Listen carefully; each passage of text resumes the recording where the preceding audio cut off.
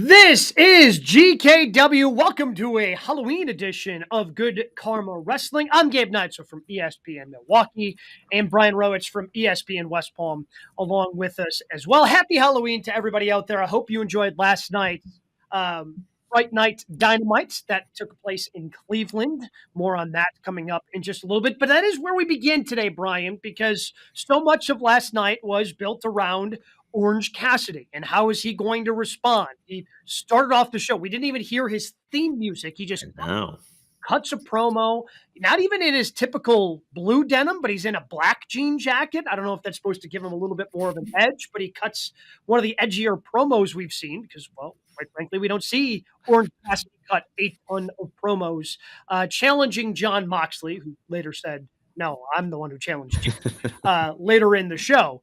But Orange Cassidy and Jon Moxley, we know that is going to be taking place at Full Gear later in November. The question becomes, is Orange Cassidy the next AEW World Champion? So it was nice to see that different edge to Orange last night. And, you can always go back, by the way, on our page at youtube.com/@GoodKarmaWrestling. We had Orange on last week. I could have done without the catchphrase part at the end because I thought you were doing that, hey, I'm tough. I'm not doing the Orange gimmick. And then you sort of went back to it. But to answer the question, I don't think so. They built him up. I think this is going to be a character change. I think we're going to see a new side of Orange. But to me, it's still Darby that they're building up into this big star. It was still Darby last night making the big save out of the rafters. So Orange being the next one, I just don't see it yet. I can still see it. I mean, to me, it's clearly not going to happen at Full Gear. They're obviously very much still building towards something bigger with this new version of BCC, which it's a little detail, but I like that they don't have any merch or gear for this version of BCC because the plain white T-shirt. That's not it. Yeah, plain white, or I think it was black last night for Mox, but it's just a plain T-shirt, right? It's just a plain T-shirt. They're not selling any merch because it would send a mixed signal. Sure. And again, I don't remember how they handled it with the NWO and the Outsiders, back in the mid 90s. I was a kid and things weren't as readily available. You can just go to Shop AEW or Pro Wrestling Tees now, right? It's easy to get wrestling gear where it wasn't as easy back in the late 90s. But it would send a mixed signal if you had new BCC gear and they're going out there in T-shirts when they're trying to rip AEW apart. That would just send mixed signals, but that's just something in the story that I like. Well, I would even add to that in terms of little detail. Do they technically have a name? We call them the BCC, but is that who they are? I don't know. Right. I guess I'm just assuming, and everything I see kind of still refers to them as the BCC because Mox kind of talks about kicking out, Bryan Danielson, and you had the interview that Wheeler did last week on Collision saying, hey, if that's we love Bryan. If we did that to someone we love, imagine to someone we hate what we're capable of, which was a nice little touch. And they have these little touch points that keeps the story going on every one of their shows that they do, which I think is nice. I could still see Orange Cassidy being the guy because they've basically made Orange Cassidy. And I know, and again, Darby's the Sting guy, right? Worked with Sting, came down from the rafters. But Sting was the leader. If we're going to continue to make the NWO WCW comparison, Sting was the guy. Sting was the leader. Sting was WCW. And Orange Cassidy, they've put him in this position of the leader of AEW. They continue to use that language of, hey, you have to be a leader. You have to step up. Hey, all these guys are young. I've got to be there for them. I could still see Orange Cassidy being the guy, eventually being the one to beat Jon Moxley. A, because he's done it before, and B, because that's kind of the story they're telling. Now, there's still more adversity that he is going to have to go through before it happens, but Darby is still very much on the periphery of this story to me. Yeah, but that was the big moment last night. The promo was great, but when everyone's brawling, Darby coming down was the big moment, which makes you think he's still the guy they're looking at. And, ultimately we've talked about it. They're all heel champions that have resulted in all these guys becoming champions. I personally thought the tag title switch was maybe a little too premature last night and putting it on Private Party. But Orange, I just feel like maybe there's more to build and maybe he doesn't win this match. And then he gets frustrated and why am I doing this? And I could almost even see a world where there's a heel Orange Cassidy. And which is self with this version of whatever. Yeah, where like he's so despondent, he's so just like down with himself, and like Darby has to be the one to save it. And ultimately you go that route with Orange. Yeah, I guess I could see that as well. But if they're going to build him up to be the leader, like, because and we've said it many times on this podcast before, like Jon Moxley has been Mr. AEW. Yeah, 100%. World champion hurt? Hey, step in, be world champion for a little bit. Right. Oh, 6-week fishing trip? Yeah, just can't go ahead and cancel that. We need you, Mox. And he answers the call every single time. So, you know, obviously he can't be the leader of AEW in the stories. He's trying to build it into whatever vision he has for AEW. I still think, I still struggle with Darby as the AEW champ. I don't know if I see him with that championship belt, because again, with Orange, at least I see him every week. Sure. Like they've told some good stories. Don't get me wrong. Yeah. They've told good stories, but it just doesn't seem like professional wrestling is necessarily the most important thing anymore to Darby. He's got all these other things he wants to do, and good for him. And if AEW allows him to do that, good on him. Like, I'm not telling him that he should be there each and every week if that's the way, but that's just the way it kind of seems. I know Orange Cassidy is going to be there week in and week out. I told him last week when he joined the show, like, if there was a stretch there where if I did not hear, you know, Jefferson Starship coming through my TV speaker, I'd be like, oh man, they're not starting with Orange this week, defending that international title. What's going on? Is he okay? Like, Orange Cassidy, I know is going to be there. I don't know if I can say the same about Darby. And maybe it's neither one of them. Maybe it ends up being somebody else. So that's what I was going to say. Is there a world where it's not one of them, where we've talked a lot when, you know, it came to Bryan's run ending, like you can make a young star by someone beating Bryan. Is this a long Mox run to where the guy who eventually beats him isn't someone we're thinking of now? Is it a Kenny Omega 6 months from now, finally coming back and him being the one to save the company? Is it someone within the Elite and doing things that way where they're sort of teetering on the middle right now? Like, maybe there's someone else and it's not an Orange or Darby, because we've said multiple times it's hard to picture either of them as world champions right now, even though the goal of this storyline should be to elevate those guys to where we say, yeah, I want that guy to be the world champ.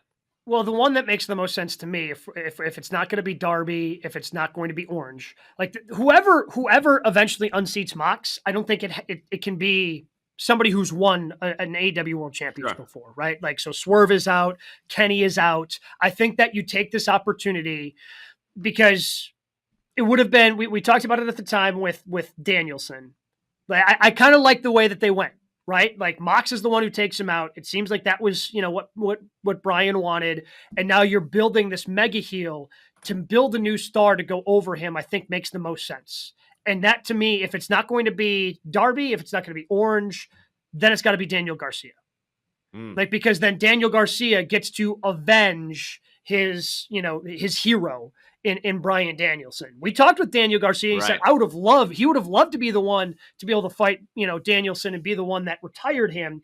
He didn't get that opportunity, but does he have an opportunity then to avenge and make up for that? Because I'll tell you what, I really enjoyed the way he manhandled Jack Perry backstage last night. It was a very short clip, but I thought it was a very impactful and a very powerful backstage segment for Daniel Garcia, because he has been, to me, he's been even more at the forefront of this than Darby Allin.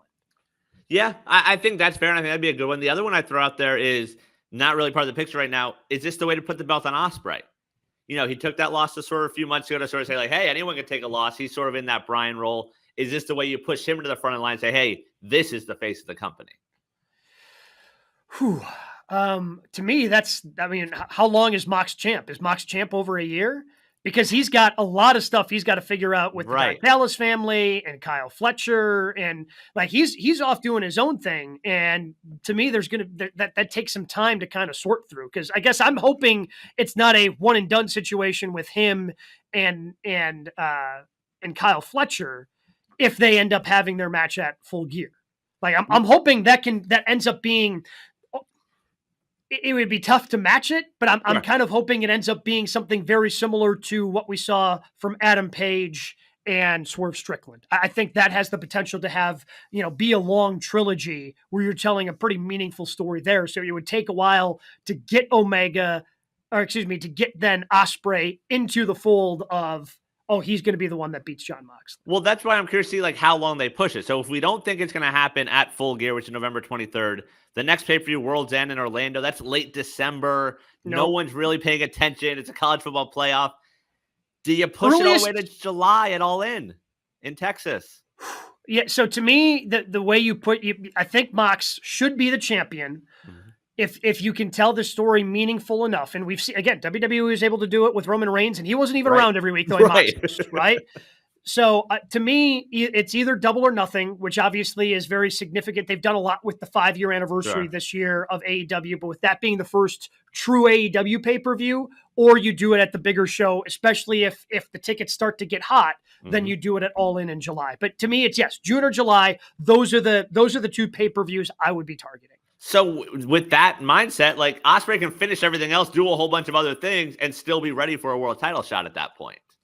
Yeah, but I think you also have to, I don't want him to come in at the beginning of June, right? Sure. All of a sudden, why didn't we think of this earlier? We just could have got, to me, there still has to be obstacles he has to overcome within this story. Much like when Cody finally went over last year, it probably meant more because he lost at the previous year's WrestleMania. And I don't think Mox is going to have, a 1,000-day reign here as AEW World Champion. I don't think that's what we're talking about. But I think there needs to be a little bit more than, let's heat up Ospreay for a month and then he goes over Jon Moxley. I think he's got to be a little bit more involved. So another curveball throughout. It's in the same boat as these guys. So we're you probably don't see him as a world champion today, but if you build him up the right way, what about Yuta?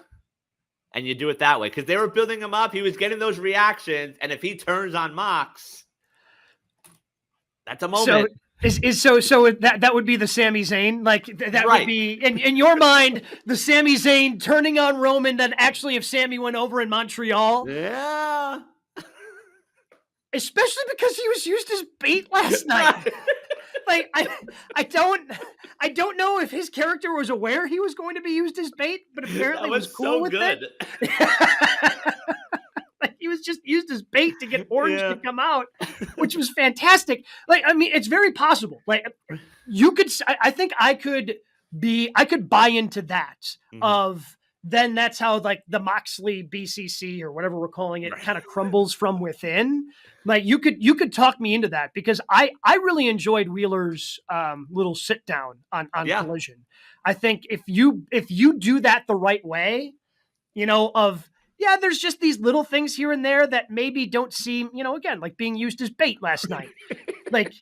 It's probably pretty disrespectful, but he seems kind of on board with it. But you keep doing little things like that and these little grievances that can build up and he finally just snaps. I think, again, it's what they did with Sami, and that's what made it, so satisfying when he finally, hit Roman in the back with a chair. I think you can definitely potentially build something up like that, especially being a younger champion. Right. So that's the thing. Like I said, the goal of this story is to make these next stars, to say, hey, this is the next generation.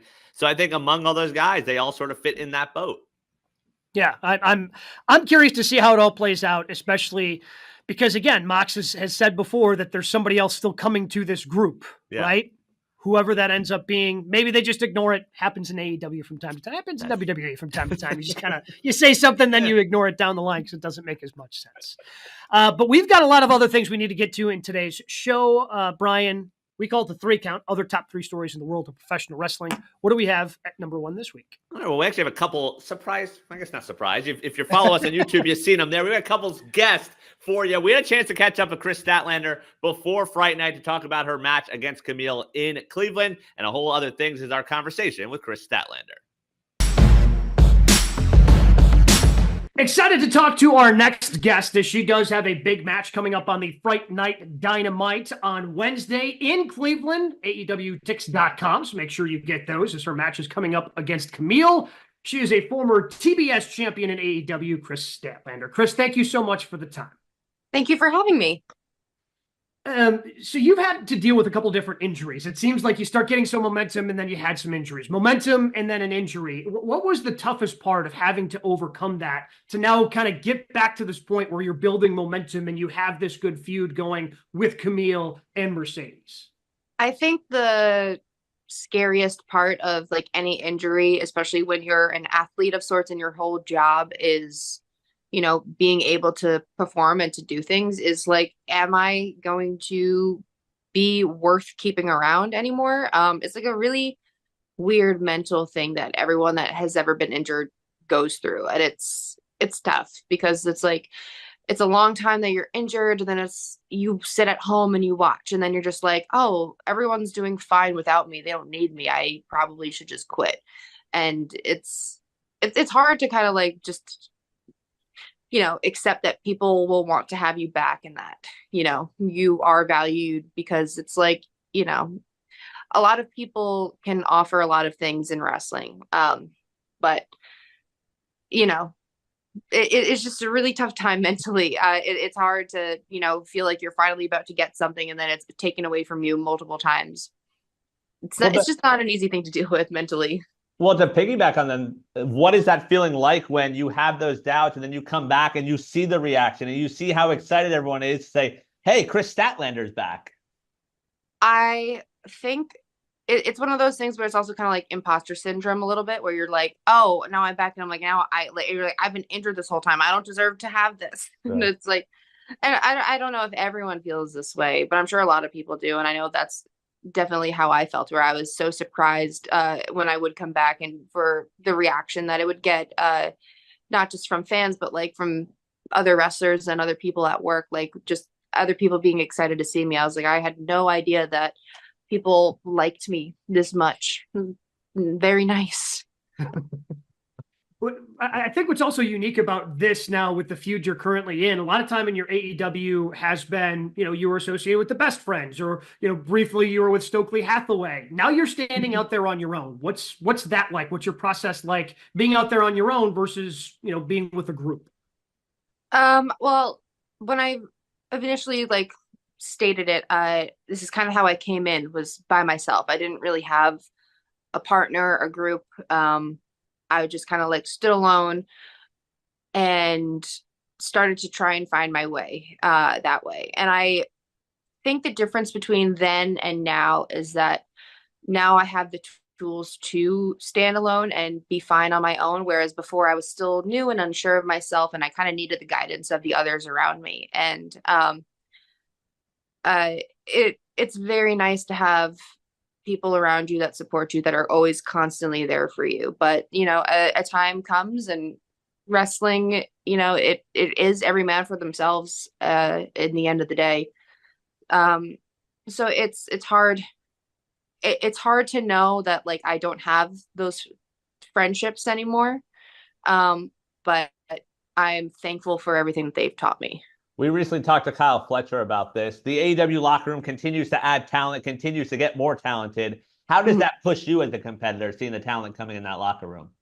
I think it pushes me in a way where it's like, I don't feel like I have to keep up with anybody. I feel like I'm at a level where I always try to push people to their limits still. And I feel like with more and more talent coming in, that it's more of an opportunity for learning new ways to do that. So I almost feel like working with new talent and more talented people, it only helps you grow as a performer. There's no downside to it at all, unless you are insecure and scared and you are lazy and you don't want to get better.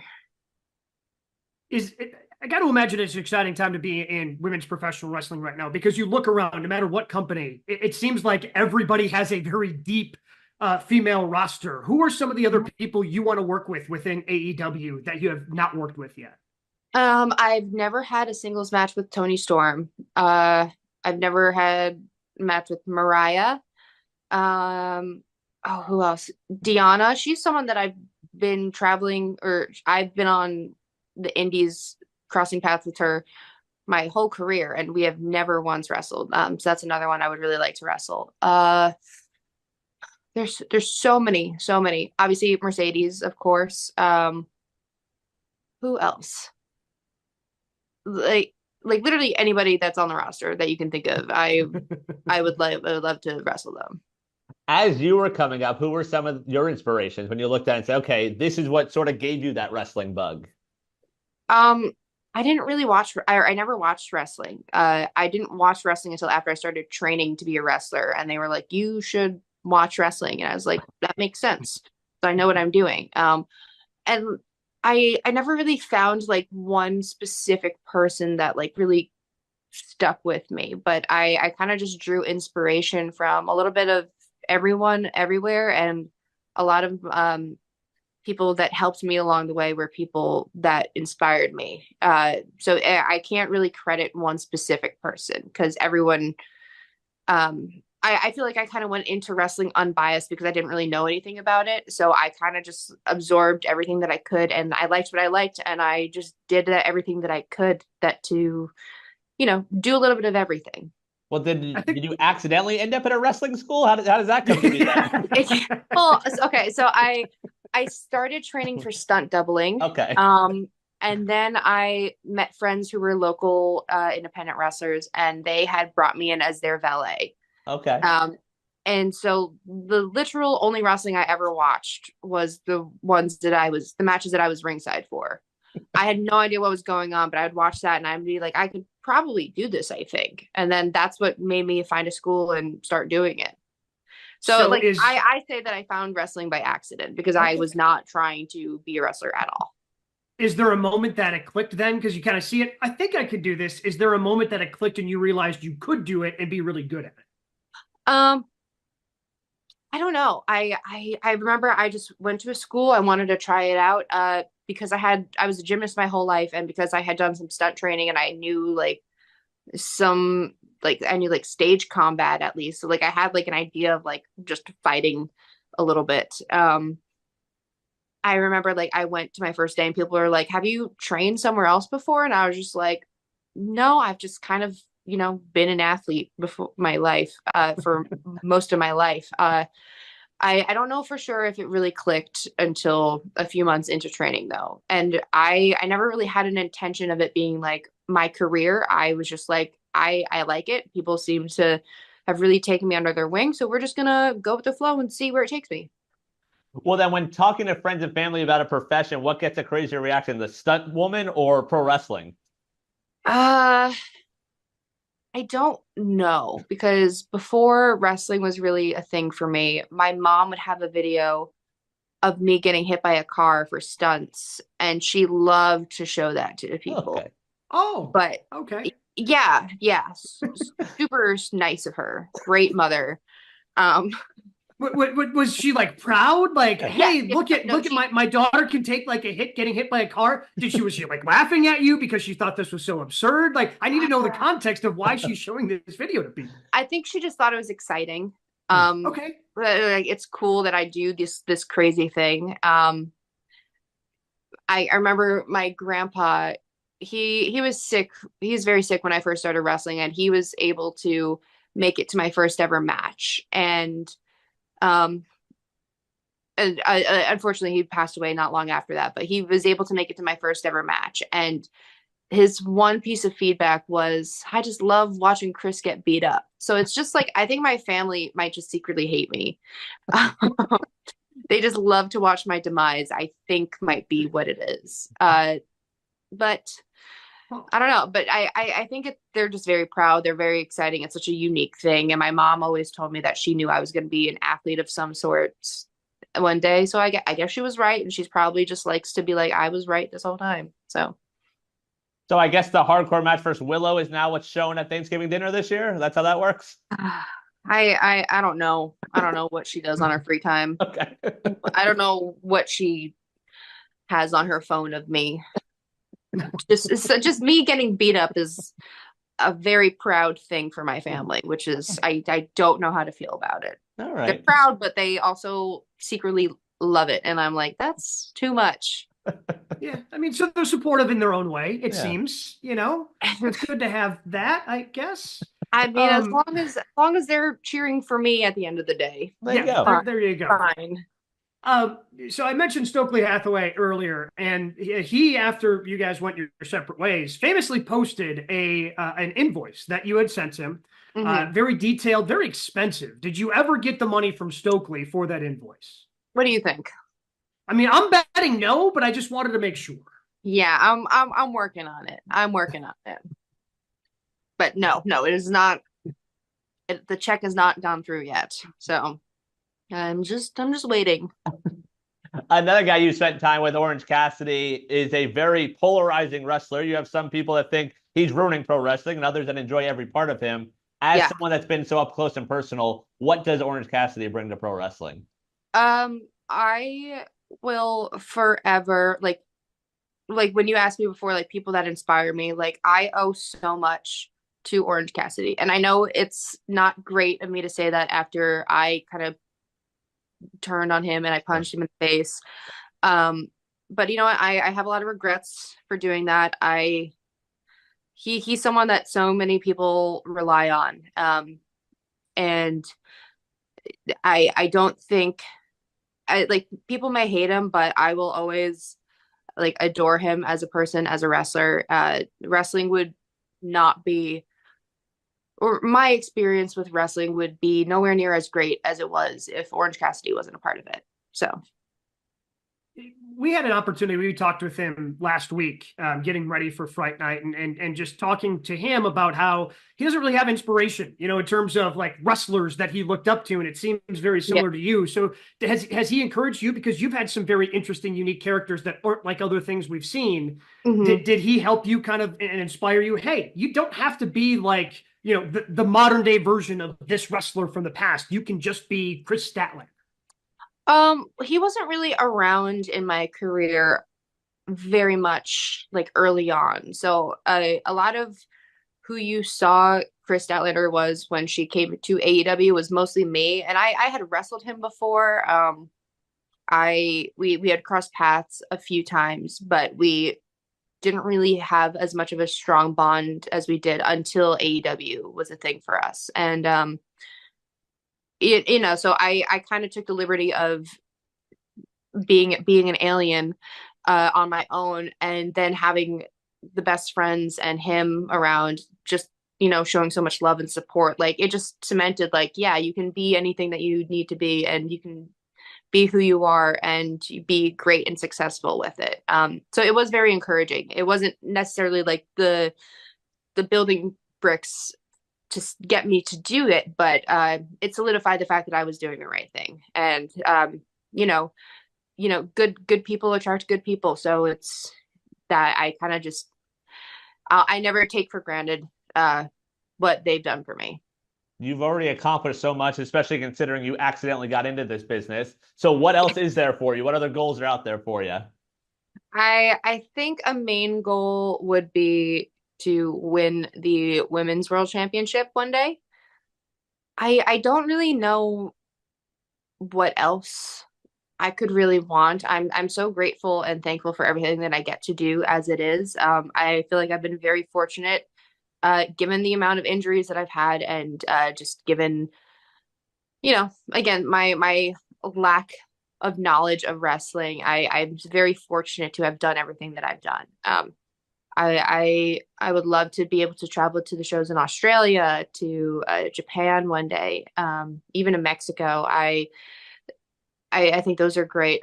If we ever have a tag title, I don't know if me and Willow will ever be able to rekindle what we once had, but I hope I can find someone that will accept me as a partner, and maybe go for some gold. But I also feel like championships aren't like, if you need a championship to say that you've accomplished something, that you aren't as good of a wrestler that you think you are. That's my opinion. Okay. I don't think you're alone in that opinion. And I, for one, am looking forward to your match tomorrow night against Camille, Fright Night Dynamite. Kris, thank you so much for stopping by, having some time for us, and best of luck going forward. All right. Thank you so much. What do we have at number 2 this week? All right. This weekend in Saudi Arabia, Saturday, 1 o'clock Eastern, WWE Crown Jewel. What is the top reason to watch Crown Jewel this week? I think it's the progression of the Bloodline saga, right? Like I think they've got a lot of cliffhangers out there that maybe kind of get wrapped up, and we know some of the spoilers that are going to potentially happen if you've paid attention. We won't discuss them here on SmackDown tomorrow night because they had to tape SmackDown last week because they are going to be in Saudi, and that show starts at 1 p.m. Eastern. Yeah, I think is the main card. Right. So 1 p.m. Eastern, noon Central where I'm at. So I think it's the continue of the Bloodline saga because. Yeah, we know they announced on social media we're going to have, I don't know which three members of Solo Sikoa's bloodline taking on the Usos and Roman Reigns. But what they kind of had going on with Sammy talking up in the parking lot with Solo Sikoa. And then I've seen a lot of clips on social media that fans have put out there of Solo and Sammy have always kind of been cool. Like they never really had a blow up the way that, Sammy did maybe with the Usos, particularly Jimmy. So I'm curious to see how they do that. Now, do I think ultimately that Sammy's going to be with the OG bloodline? Of course I do, but it's going to be interesting to see how they eventually get there for Survivor Series. So I think the top reason to watch Crown Jewel, which we've talked about many times on this show, the Saudi shows have been mostly a big skip where it's just kind of a house show for the people there and they throw it on Peacock. There are some interesting storylines that are going to progress. And if you can't watch it live because you're going to be watching college football, understandable on a Saturday, especially when Penn State and Ohio State are playing at that same time. I think you're going to have to go back and watch this because I think there are going to be some things here you're not going to want to miss. Yeah, and it's a lot of matches, which I think we talked about a few weeks ago, where it's like, hey, we can't do the old scaled down WWE PLE that they're used to now because like they're paying a lot of money for these shows. So, hey, you get 7 matches and maybe they'll throw on 1 or 2 also. The thing for me is like Orton and KO is interesting, assuming we don't see it again, which I'm sure we will, because a lot of what they do at these shows is, hey, here's a fun show here. We might progress some of these storylines, but we're just going to do it again as if it didn't happen. Orton and KO will be a great match. It'll be a physical match. It'll be a fun match. I've loved the storyline there, the Triple H stuff on Friday and the way they progressed that. So I'm curious to see how they do that. I assume KO wins and then KO costs Cody later that night. And then you continue that feud. But in terms of bloodline stuff, I just feel like unless Dwayne's showing up, like, I don't know what else you can really do with that right now. Well, again, if they decide to progress the Sammy part of the storyline, I thought that would be something that you would be into as the Sami Zayn fan of this show. If Sammy does indeed show up, because again, for the longest time he did not go to Saudi, and now the past couple times he has gone, he has gotten a large ovation. Yes. So I'm guessing you want to involve him at some point because of the reception he gets with the crowd there. I guess you're right. I wonder if he factors into the. Because there's going to be some schmozzy finish. It's the bloodline. It's how it works. It's just who's getting involved other than the 7 that we already are aware of in the storyline. And I guess in that term, in terms of math, if he ends up helping Roman Usos, you've got your War Games path right there. Yes. It's Roman Usos and Sammy versus Solo's bloodline, and then you're set 4-on-4. So that makes sense. I guess I'd be into that. But yeah, it's one of those where you go back, you're like, all right, this match could be fun. This match could be fun. Other matches, you have the Cody versus Gunther, which I think will be a good match. I think ultimately it's one of those matches they just make us forget about. Like whenever we do get Cody and Gunther in a meaningful match, like, first time ever. And I was like, well, no, first time ever. They can't. Can they do that if they're giving away a championship belt? They're showing us on Monday Night Raw and SmackDown of that championship belt being carried into these respective arenas. Like they're making this into a bigger deal than Saudi shows that they've done. I would not be shocked if we never see that gaudy belt ever again, including this upcoming week. Like one of them wins it Saturday and then they don't even have it on Monday or Friday. They're going to show up. No, they're showing up on Monday and or Friday with it. Come on. I don't know. The way they operate. Like, yeah, but that's Vince, right? Like this is clearly a Triple H thing. This is a Triple H idea. Like, although maybe he just drops it. I don't know. Like the Saudi shows are always just so weird because again, there are if you go through the history of these Saudi shows, the greatest Royal Rumble, I mean, that had a match that had a moment that lived forever because Titus slid underneath the ring as he was coming down. But there are very few matches or very few moments that then go on to live to Monday Night Raw or Friday Night SmackDown. Yeah, but I feel like there's potential here for a couple. The only one I think of was, didn't Bray lose the belt over there? No, Or was it Seth? they didn't. Can they do that if they're giving away a championship belt? They're showing us on Monday and or Friday with it. I think it was, didn't Bray lose the belt over there? Oh, yeah, I Goldberg. think he did to Goldberg. Yeah. So like you have something stupid like that where it's like, oh, do we really have to do this? Like that's really it. And that's the thing outside of Bloodline and I guess the Cody KO stuff, none of this really moves on. I mean, US title triple threat match, LA Knight, Carmelo and Andrade. I guess LA Knight wins there. Probably. The women's crown jewel match just feels odd with two heels with Liv and Nia. Yeah. And I guess I just don't. Is Liv ever going to like be relevant on SmackDown or excuse me on Monday Night Raw?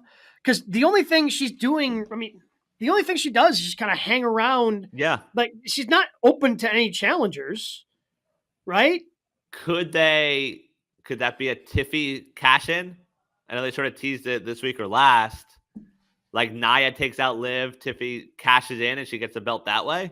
Yeah. I mean, it's certainly, I think that's certainly possible. Yeah, I want more out of Liv in this run because it started with so much potential with her being a heel, and it's just kind of the whole Judgment Day thing to me is just treading water. Right. I don't think it's just not going up, it's not going down, it's just kind of there, it's bubbling. I want to see outside of Dom somehow beating Damian Priest on Monday. I want to see this thing continue to go somewhere. Well, because we've seen everything already. Like we've seen, Damian get his hands on Dom. We've seen Rhea take on Liv, and well, now Rhea's out. Right. So like it's just there's so much that we don't need to be doing right now. The women's tag match, it'll be a fun match, but it'll be a fun match. But I'm anticipating that. Like I don't think this is going to be the match where Jade turns on Bianca or Bianca turns on Jade. Like I still feel that's a ways away. So they're going to be walking away as champs. You have an unsanctioned match, Bronson versus Seth. I feel like we see that again. Yes. Like, whichever way it goes, the other one wants a rematch, and you do that at Survivor Series. Yeah, especially because it's an unsanctioned match, so it's not officially on your record. Like, there's different things you can do to kind of manipulate that to continue it. And then the others we talked about, Orton versus KO, and then Roman and the Usos versus Solo and two members of his bloodline. So what main events? Cody Gunther. And I say that confidently, but now, yeah. Yeah. But yeah, now we got, you got Roman in the bloodline there. It's Roman, isn't it? I think it's Roman in the bloodline. So Cody and Gunther open? Probably, because that's what they kind of do when they have, whenever we ask this question and it's down to two matches, whatever one isn't the main event, they've typically opened with it. Yeah. But then, I guess if you open with Cody Gunther, KO interferes, and Orton runs out, you do their match right after. I'm just trying to think like storyline that way. That women's match then becomes even more forgettable. Yes. Because it's going to be thrown in the random middle of the card. Correct. Yes. Yeah. Ugh. Wow.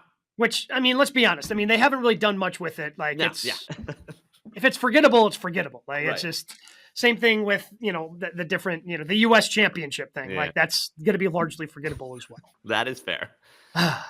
What do we have at number 3 this week? Speaking of women tag team champions. Oh, well, how about one half of the champions? We had the opportunity to catch up with the one and only Bianca Belair. We've seen her main event WrestleManias. We've seen her as one half of the tag team champions. This is our conversation with Bianca Belair.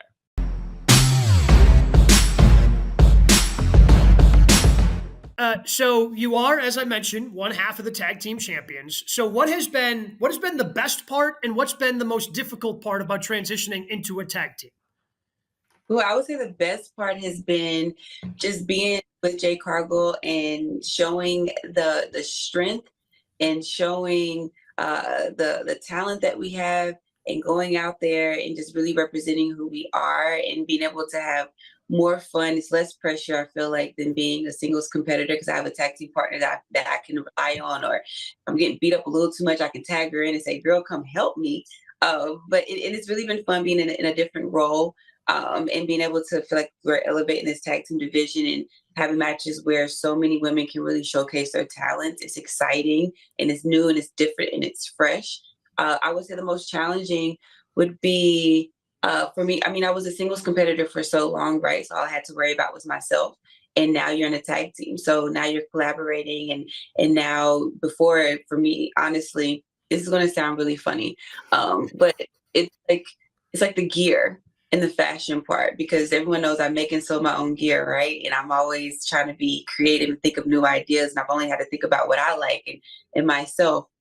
And so, and I make my gear very, very last minute. So now when you have a tag team partner, it's like you have all these ideas and you guys might do the same things. And then you're like, we get so confused in our text thread. And then she's like, girl, I have a gear maker. I have to give them like a heads up. Oh, the night before. So it's just, that part has been, when we text each other, we have to like do like voice memos because we get so confused. We show up with 3 different outfits and it's not what we talked about. I think that's been the hardest part of like the collaboration of being in the tag team. Fans are starting to make their WrestleMania plans. You're someone in your young career is already making WrestleMania moments. What's the pressure like for you leading up to WrestleMania season every year and trying to think of what that next moment's going to be for you personally?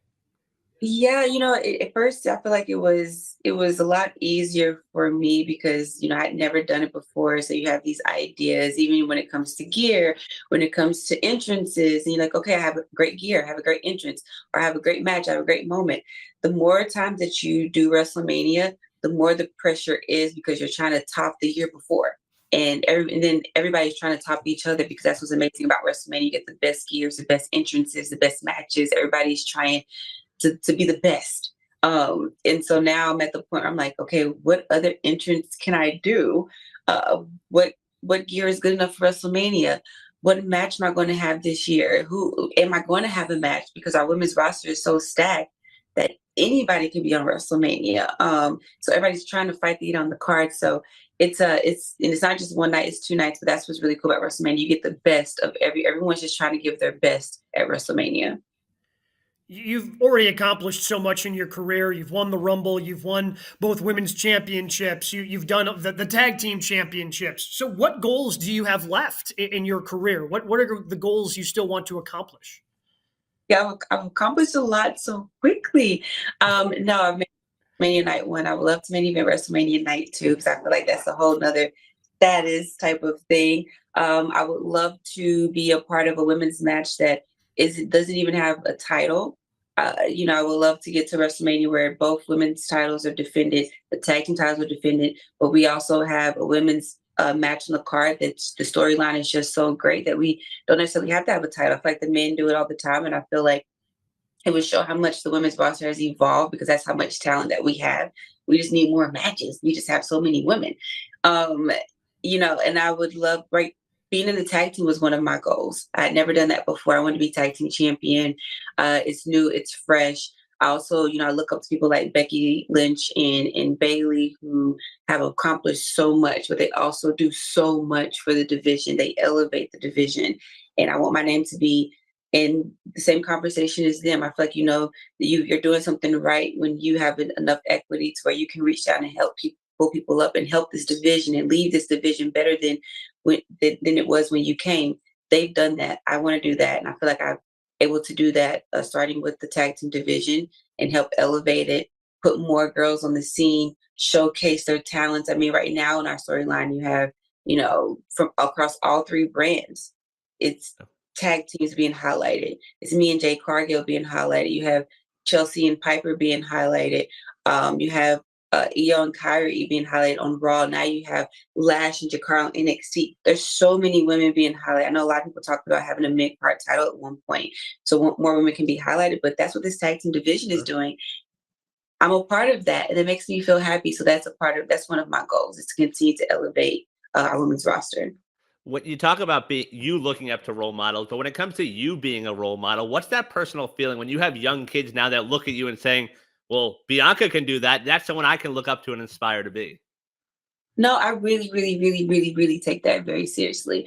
I know a lot of people say, I didn't sign up to be a role model. I'm just doing my job. Like, some people feel that way, and that's great. But for me, I know the impact that I have. And I take that very seriously because I know the role models I had when I was a kid. I'm only where I'm at right now because I have role models that I can look up to.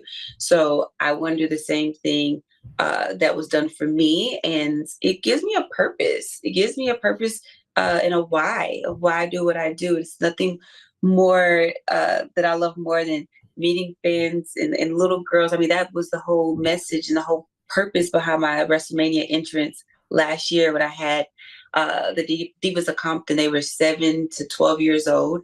I want them to see themselves in me. But I was like, no, I want them to actually see themselves up there on that stage. And that's what's amazing about WrestleMania. You can have these grand, amazing entrances.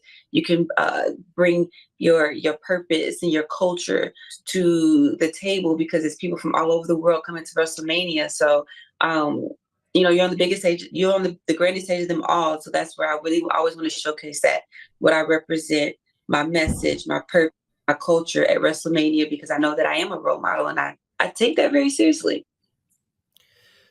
Life of a professional wrestler is obviously very chaotic and hectic with all the different travel, but it seems like the travel's been added on to with WWE recently, a lot of international events. What has it been like for you to perform in some of those international crowds? Because every time I turn on a PLE at home, it seems like the crowds just get hotter and hotter and hotter. Yes, I think at this point, the international crowds are having a secret competition with each other that we don't know who can be the loudest and the best crowd. I mean, for one, Puerto Rico was the loudest crowd I have ever been in front of.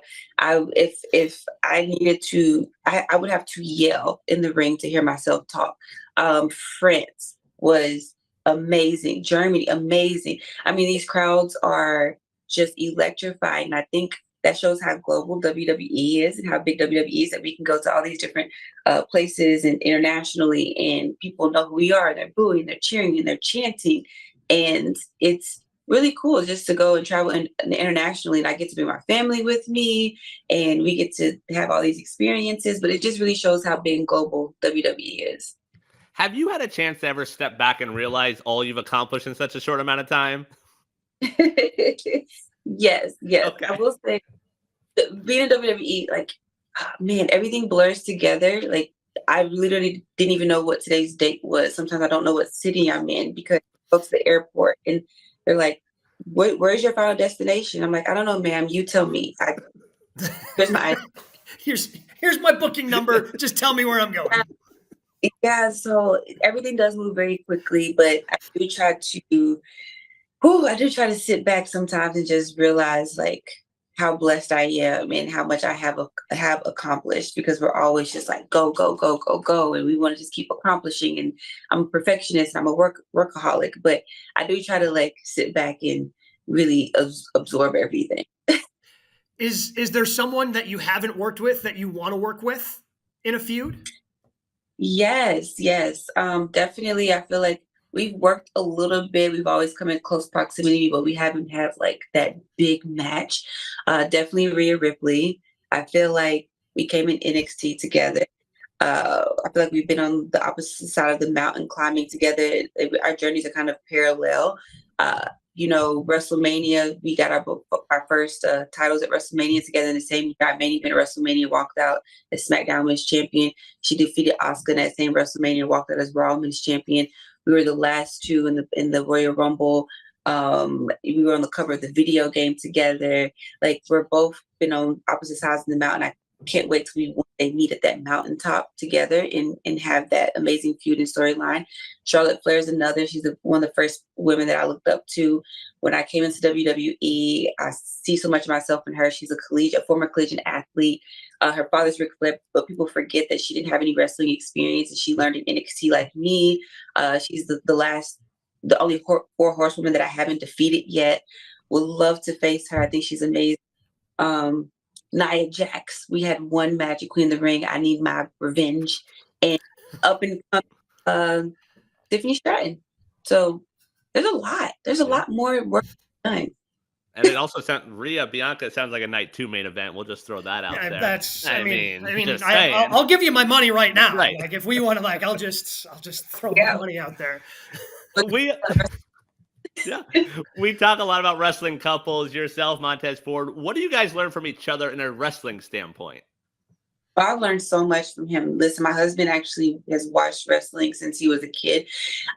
He's like a wrestling historian. He can tell you, oh, this happened on Raw number something, so-and-so. And this his brain is crazy. He's helped me so much when I first came in. He was the person who encouraged me to wear the braid and keep the braid.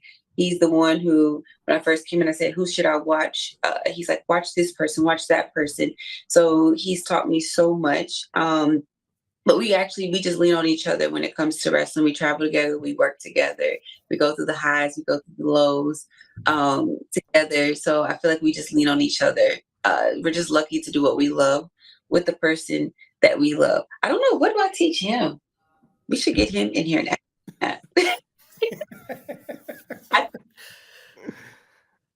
yeah, I'm gonna ask him today, babe. What do I teach you?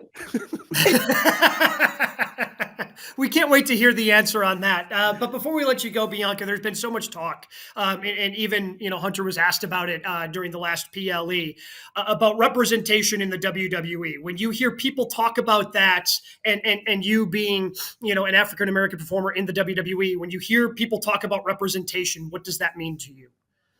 Representation means everything to me. I always use the quote, representation is not a request, it's a requirement.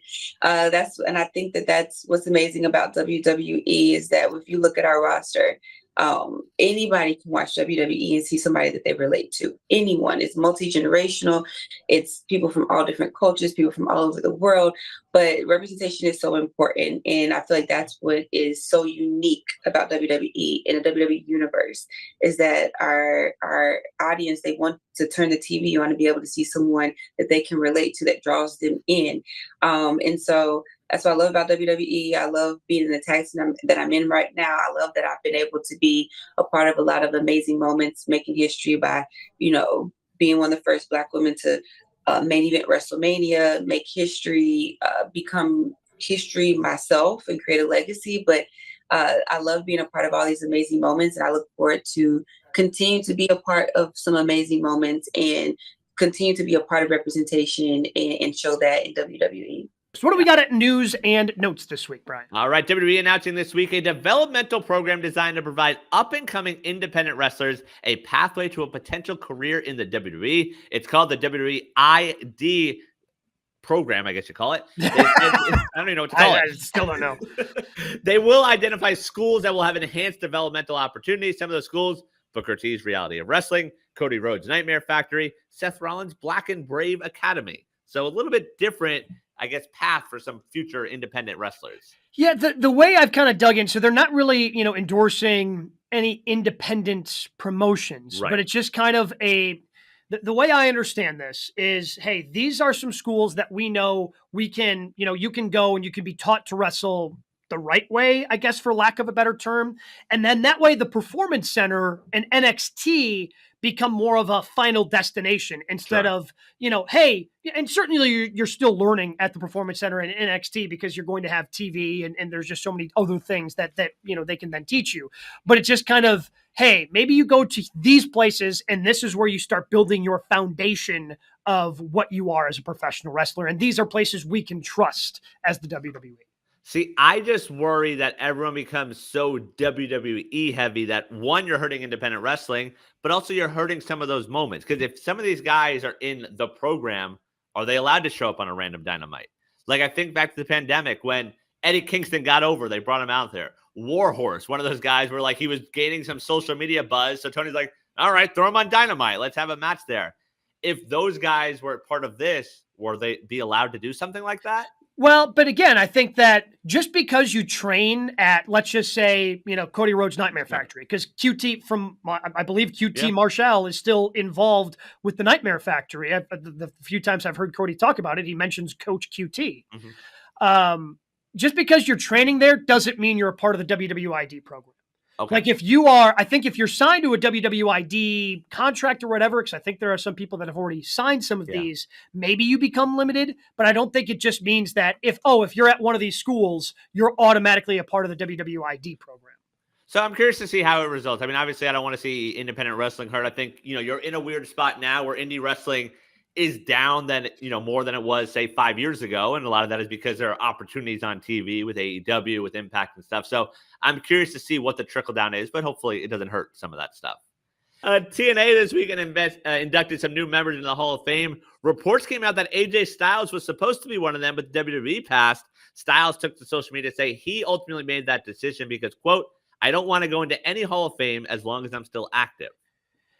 Yeah, and I think that's fair. And for the most part, I think WWE with their Hall of Fame, I mean, you now have a couple ones that have become active. You know, like when they put in Edge, they did it very closely after he thought he was never going to wrestle again. So it was unique in that he came back 9 years later and was able to wrestle. You know, they put in the only one that they've kind of put in that's still active is Ray, right? Like, because Ray was still actively wrestling, so it was interesting that they decided to do that. You know, Kurt Angle went in after he was done. Yeah, I think. Or did he go in then still had a year before he was done? I can't remember the way. I can't precisely remember the timeline of Kurt Angle. But yeah, I mean, that's just how most Hall of Fames do it. I have no problem with AJ Styles saying, yeah, no, I want to be retired before I start going into these Hall of Fames. Like, to me, that is a perfectly normal way to respond to this. And finally, PW Insider reporting this week, Vince McMahon is in the beginning stages of creating a new entertainment company. It's being described as an entertainment hub and will focus on producing film and TV in fiction and nonfiction forms. I'm curious how many people are going to ultimately work with him, because the allegations and lawsuits are still out there. Like the big lawsuit is on pause as he's under investigation. Right? Like they've paused that lawsuit because he's being investigated on a criminal level. I got to imagine that's going to make it hard for him or the company to actually produce things, because there are going to be so many people that want to keep their distance. That being said, I'm sure there's some people out there that are probably still going to go, oh, you're going to give me money for this project? Yeah, I'll do it. Yeah, there will be a Hulk Hogan movie. Like, I think we can almost guarantee that he will star in a movie again that Vince produces. The interesting one will be, does Cena take that leap? I don't think Cena, I don't think Cena needs to. Well, yeah, that might honestly be the only thing. Like, it's not the morals and the ethical part of it. It might just be like, no, like, I'm too big of a movie star. Yeah. Whereas Hogan has no morals, ethicals, and doesn't care what movie it is. So, yeah. Yeah, I think, and plus I think, Cena's done enough big things now. Like, if he had a passion project, I'm guessing somebody else and somebody on his PR team would have to tell him, hey man, like, I know you've said some good things about Vince in the past, but you can't actually work with him. I think somebody would tip him off to that. Well, that'll be the most interesting part to see what comes of this. All right, time for it. What did you have as your matches of the week? I loved on Friday Motor City Machine Guns versus DIY. Yes. And then the tag title match was okay, but like the fact that they won was actually surprising. Oh, super surprising. Yes. Yeah. But no, DIY Motor City Machine Guns was fantastic. Like the fact that the Motor City Machine Guns have gotten this push to the championship this fast, that has also been very surprising. Yeah. Like tag team wrestling this week. Cause another match I had was from Monday, New Day, LWO and War Raiders. Like they gave some time to tag team wrestling this week. It was very odd to see. And the fact that Raw's 2 hours and they're giving like a big that was the match that had the most time on Monday Night Raw, I feel. Yeah. And then my third one from last night, Adam Cole versus Buddy Matthews. Like, it's nice to see Cole can go. I hate doing the whole like, oh, let me play up the injury I just hurt, because like you start to believe like, no, please don't actually be hurt. Like, please don't. And like as they played on more, like, okay, we're good. But you still have that concern. Buddy Matthews, everything he touches is so good. And then next week we get Cole versus Aleister Black, which will be amazing. Which will be a lot of fun. I actually, if we're talking about AEW, the tag team championship match, I really enjoyed. Private Party, Young Bucks. You knew it was going to deliver, and it absolutely did. So I had that. And then also from Rampage, your boy Nick Wayne and Ricochet put on a quite nice main event from Friday Night Rampage. So just got to make sure that my show Rampage represented here on the show when they put on good matches. When I saw it advertised, it was one of those like, oh, I should watch that, and then it's Rampage. So if I check my DVR, I'm probably sure I have hundreds of episodes there. Yeah, you can. I mean, again, it's the main event, so you can find it easily. It was just to me, it was also really nice because I'm not somebody that like you consumed a lot of Nick Wayne on the independents, but I know you see the potential. You know how good he can be, and with where he currently is with the faction he's within, like he doesn't get a lot of TV time or a lot of opportunity to showcase that wrestling. And to go up against Ricochet and to get the time that they did in the main event of Rampage, I thought was fantastic for Nick Wayne. Yeah, I mean, it's a great way to showcase who he is. Anyone that really wants to see Nick Wayne, GCW, I believe it's Hammerstein Ballroom, him versus Ospreay. Nick Wayne's like 16 at the time, and those two put on a hell of a show, and I'm sure this was the same with Ricochet. I'll definitely have to go check that one out. Yeah. So I would recommend that and put that out there. But we've got Crown Jewel coming up this week. Yeah. And, of course, I'm sure so many different things going to continue to build an AEW as they get ready for full gear. There's no slow season in professional wrestling anymore. It's just full on. You put the foot on the gas, hands on the wheel. You're going to be cruising along.